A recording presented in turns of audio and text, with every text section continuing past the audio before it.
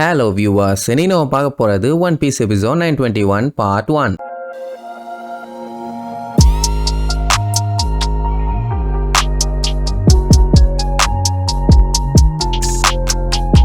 Open பண்ணா உன பாட்டுல லேண்ட் ஆஃப் ஆனாவோட பியூட்டிஃபுல் உமன் அப்படி இப்படின்னு ஓவரா பில்டப் பண்ணி அவளை ஊர்வலமா கோட்டைக்கு கூட்டு போயிட்டு இருந்தாங்கல்ல. மக்கள் எல்லாம் குமரசக்கி வர்றாங்கன்னு வளைச்சு நின்று பாத்துக்கிட்டு இருக்காங்க. பாக்குறவங்க எல்லாம் ரொம்ப அழகா இருக்காங்கன்னு அவளோட அழகை பார்த்து மெய் மறந்து போயிட்டாங்க. அதுலயும் சில பேர்த்துக்கெல்லாம் கண்ணு கூசுது. ஏன்னா அழகுல அந்த அளவுக்கு மின்னுறாளாமா. எடுபட்ட நாய் அவளே வெயில் அடிக்குதுன்னு கொடை பிடிச்சிட்டு போயிட்டு இருக்கா. வெயில்ல நின்னுகிட்டு கண்ணு கூசுது மண்ணு கூசுதுன்னா சரி அப்படியே பொறுமையா அவளை கூட்டு போயிட்டு இருக்காங்கன்னு வைங்க. அப்போ வழியில தான் அந்த டோக்கோங்கிற பொண்ணு வந்து ஜாயின் பண்ணுவா. அதுவும் லேட் பண்ணிட்டேன் சாரின்னு சொல்லிட்டு அப்படியே விடாம சிரிப்பா. அவ என்னம்மா இப்படி லேட் பண்ணிட்ட, நான் பயந்துட்டேன், சரி வா போலாம் அப்படின்ட்டு பொறுமையா மறுபடியும் வாக் பண்ண ஆரம்பிச்சிட்டாங்க. கண்ணு மூக்கு வாயி சாக்ஸ் செருப்புன்னு எல்லாத்தையும் காட்டானுங்க. மூஞ்ச மட்டும் காட்ட மாட்டேங்கிறானுங்க. அதுலயும் ஒரு சில பேர்லாம் அவளை பார்த்துட்டு ஆனந்த கண்ணியில அப்படியே மிதந்துட்டு இருப்பானுங்க. ஏன்னா வாழ்க்கையில இப்படி ஒரு அழகா அவனுங்க கண்ணால பார்த்துட்டானுங்களாமா. பல்லு விழுந்து போச்சு, பாடி தொங்கி போச்சு, முடி பறந்து போச்சு. இந்த வயசுல இவங்களுக்கு இவ்வளவு தூரத்துல இருந்து கண்ணு தெரியுதாமா. இதை நான் நம்பணும். சரி என்னமோ ஒண்ணு பார்த்துட்டானுங்க. சந்தோஷத்துல கதறிட்டு இருக்காங்க. அப்படியே கட் பண்ணி உடோன காட்டுறாங்க.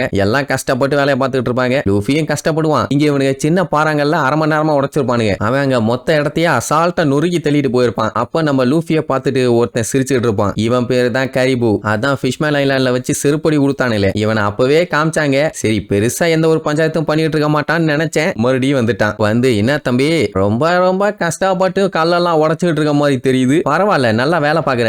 ஆமா இன்னைக்கு எத்தனை டம்ப்ளிங்ஸை வாங்க போறேன், ஏதாச்சும் பிளான் வச்சிருக்கியான்னு கேட்பான். உடனே நம்மால எவ்வளவு நாத்துன்னா உனக்கு என்னடா வீணா போனவனே, அள்ளி போடா தருதல, நாக்கு மேல பற்ற போது நாத்தம் தாங்க முடியலம்பா. என்ன தம்பி எத்தனை டைம் இனி செருப்பால் அடிச்சீங்க, நம்ம எல்லாம் இப்ப ஒண்ணுக்குள்ள மண்ணும்பா. பேசாம அவன் இருந்திருக்கலாம். நம்ம பயலுக ஃபிஷ்மேன் ஐலாண்டுக்கு போற வழியில இவங்களை காலி பண்றேன்ட்டு இடையில வந்து செருப்படி வாங்கி கடைசியில அங்கேயே வந்து மாட்டினானா. அதுக்கப்புறம் அவனை அடைச்சு வச்சு நேரா ஃபிஷ்மேன் ஐலாண்டுக்கு போயிட்டானுங்க. அந்த டைம் அவனை பேரல்ல தான் அடைச்சு வச்சிருந்தானுங்க. ஆனா அந்த ஃபிஷ்மேன் ஐலாண்ட்ல இருந்த மெர்மைட்ஸ் சும்மா இல்லாம அந்த பேரலை ஓபன் பண்ணி விட்டதுனால அங்க இருக்க ஆளுங்க எல்லாத்தையுமே ஆட்டைய போட ஆரம்பிச்சிட்டான். இவன் பாடி தான் சகதி மாதிரி ஆகுமே. அங்க சுத்தி இங்க சுத்தி அந்த ஃபிஷ்மேன் ஐலாண்டோட பிரின்சஸான ஷிரகோஷி மேலேயே கைய வச்சிட்டான். விடுவானா லூஃபி அட்டி பொல்லன்னு பொல்லந்து கட்டிட்டான். அதோட அவன் திருந்தலையே. பெக்கோம்ஸ் கிட்ட எல்லாம் செருப்படி வாங்கினான். அப்பவும் ஸ்டாப் பண்ணல. அங்க இருந்து வேற ஒரு இடத்துக்கு போனான். அங்க போயிட்டு பெரிய பெரிய கலவரம் பண்ணி பெரிய ஆளுங்க எல்லாத்தையுமே மிரட்டி ஒரு ஐலாண்டே அந்த எடுபட்ட பையன் அவன் கண்ட்ரோலுக்கு கொண்டு வந்துட்டான். மறுபடியும் அங்கதான் ட்ரேக் வந்து அவனை சிறுப்பால அடிச்சு நேரா லேண்ட் ஆஃப் ஆனோல இருக்க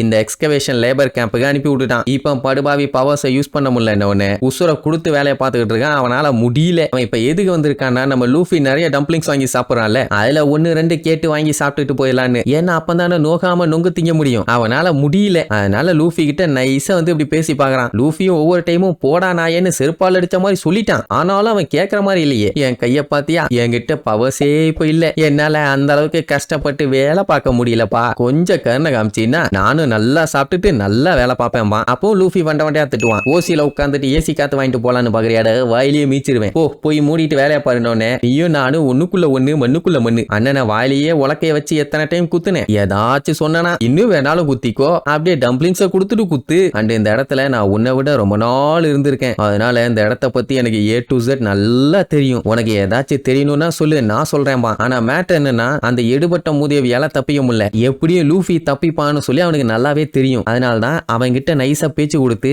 அவங்க கூடவே தப்பிச்சலான்னு பிளான் பண்ணி தான் இப்ப வந்து பேசிட்டு இருக்கான். எம்பிட்டு கிரிமினல் பிரெயின் பாருங்க. லூஃபி எல்லாம் கிட்டவே வராத சிறுப்பு கழட்டி அடிப்பேன்பா. ஆனா அவன் விடவே மாட்டான். நீ தப்பிக்கும் போது என்னையும் சேர்த்து கூட்டு போன்னு லூஃபி கூட ஒட்டிக்கிட்டு உசர வாங்கிட்டு இருப்பான். அப்படியே கட் பண்ணா நம்ம சஞ்சய் அடிச்சானே ஒரு 2 பேரு. அதுல 3வது ஆள் எஸ்கேப் ஆயிட்டான்ல, அவன் நேரா போய் அவன் தலைவன் கிட்ட இன்ஃபார்ம் பண்ணிட்டான். இந்த மாதிரி ஒரு நூடுல்ஸ் கடைக்காரன் எங்க எல்லாத்தையும் போட்டு பெண்டை கழட்டிட்டான் பாஸ்ன்னு. அதனால நீங்க வந்து அவனை பொழந்து கட்டினாதான் சரியா இருக்கும்னு சொல்லி கூப்பிடுவான். அவன் இன்னைக்கு எல்லாம் என்னால வர முடியாதுமா. ஏன்னா அந்த ஷோகன் உரோச்சியோட விருந்துக்கு இன்னைக்கு இவனை இன்வைட் பண்ணிருக்காங்க. அதனால நான் அங்க போனுடா டுபுக்கு, சும்மா தொல்லை பண்ணிட்டு இருக்காதேம்பா. ஆனா அந்த கியோஷிரோ திடீர்னு வில்லத்தனமா சிரிச்சுட்டு குயின் எங்க இருக்கான்னு கண்டுபிடிச்சு அவளை கடத்துறதுக்காக அசசின்ஸ் எல்லாத்தையுமே அனுப்பி விடுமா. அப்படி பண்ணா பெரிய பஞ்சாயத்து ஆகும்பா. ஆனா ஆயிட்டு போயிடா, உனக்கு என்ன, சொன்ன வேலையை செய்டா விளக்கென்னேம்பா. அதே நேரம் இன்னொரு இடத்துல இந்த மாதிரி ஒய்ரான் வந்து ஷோகன் உரோச்சியை நோக்கி வந்துகிட்டு இருக்காங்க. இன்னும் கொஞ்ச நேரத்துல வந்துருவாங்கன்னு எவனோ ஒருத்தன் வந்துட்டாளா, வரட்டும் அவளை எப்படியாச்சும் நான் கல்யாணம் பண்ணாம விடவே மாட்டேன்னு வில்லத்த வெறித்தனமா ஏதோ ஒண்ணு சொல்லிட்டு இருக்குது. அத பார்த்தா மனுஷ மாதிரி தெரியல, ஏதோ டிராகன் போல படு பயங்கரமா இருக்குது. இன்னும் எத்தனை டிராகன்ரா ஒளிச்சு வச்சிருக்கீங்க?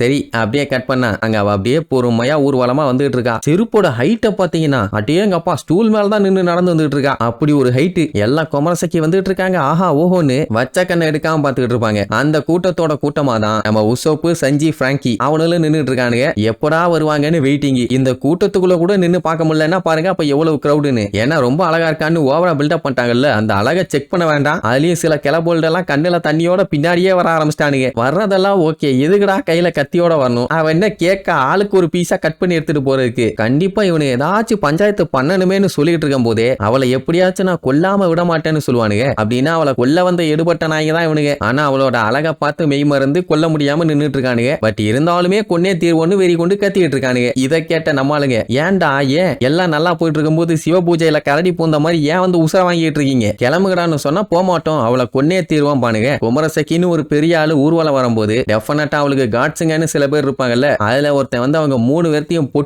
பொட்டுன்னு அடிச்சு தெறிக்க விடுவான். பேச்சுக்கே இடம்ல அடி தும்முன்னு விழும். ஒயிரான் ஊர்வலத்துல பஞ்சாயத்தாடா பண்ண வந்திருக்கீங்க, பல்லுகள் எல்லாம் தட்டி விடுவேமா. மொத்தத்துல அவளை சேஃபா செக்யூர் பண்ணி கூட்டு போறாங்க. அப்ப அதுல அடி வாங்கின வயசான ஒருத்தர் குமரசக்கி ஏன் இப்படி பண்ணு காட்டுத்தனமா அழுதுகிட்டே அவளை பார்த்து கத்துறதோட இந்த எபிசோடுக்கு எண்டு காடு போட்டு முடிக்கிறாங்க.